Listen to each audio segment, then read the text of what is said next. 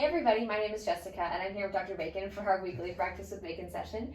And this month we are focusing on brain health. So we're going to talk all things brain, mental, all of those. Yeah. And it's a huge topic. It is a huge topic and we got a lot of places to go. So we're going to start quickly with a really foundational but also very complex topic that we're going to try to make as easy as possible with the subconscious and how our thoughts and our environment matter.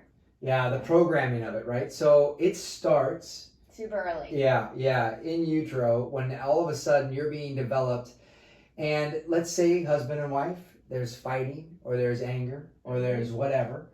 They have shown that they have done pictures of the baby when there is fighting between the husband and wife and what happens to the baby in response to your arguing or yelling. You can actually see when the fighting's going on, the baby actually curls up and gets into that fight or flight stance. And then when you're seeing him whisper or they're doing something joyful or happy or she's happy, you actually see the baby up, kicking and moving around.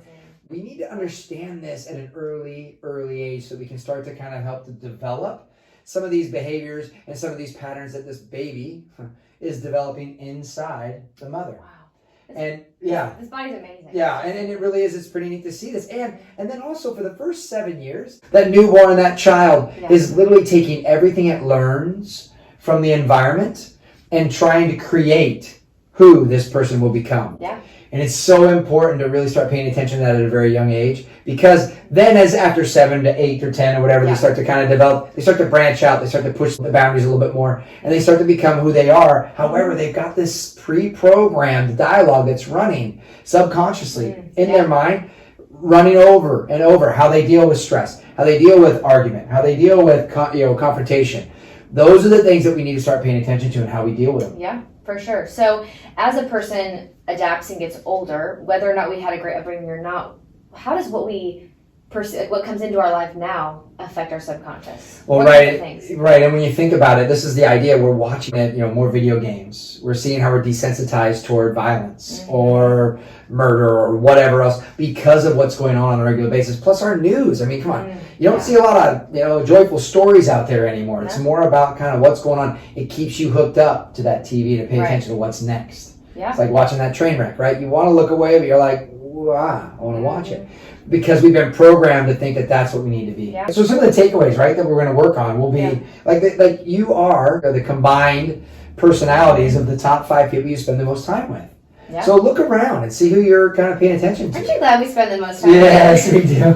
And I couldn't pick a better partner. I mean, this is awesome. We had a good team here. And literally what we're doing, even the people that come to the practice, they come into the office because they just want to be in the office. Because they want the positivity, they want the energy that we have in here. And that's one of the things that's really neat. And hopefully you guys are having that environment or creating that environment. So let's give some takeaways. Yeah, let's do it. So let's get a couple takeaways. Number one, let's start paying attention to maybe just our environment, right? Let's clean up the environment the best we can. Yeah. Let's kind of get rid of maybe some of the people that are bringing us down. That are causing us to have limits and boundaries. Yeah, like just I'm not going to spend as much time with that person. He's always negative. He's always Debbie Downer. He's always talking about this or that problem. And then let's start bringing in some people who are a little bit more upbeat, a little more positive, and also kind of choosing that. Maybe there's a role model out there that you want to be or emulate to be or be more about or be more like. That's someone you want to chase and be around. Well, try to connect with those people. Maybe join a country club that you want to be a part of, or join a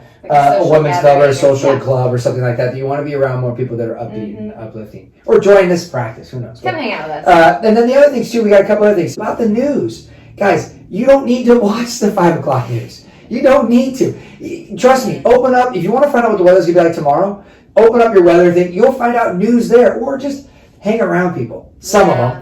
And you'll hear some about the news and all the trouble that are out there. So try to literally avoid the news. Don't watch the news for about 2 or 3 weeks. The world won't. Yeah, I was going to say, the world won't stop. It's going to continue evolving, continue adapting, continue going through its processes.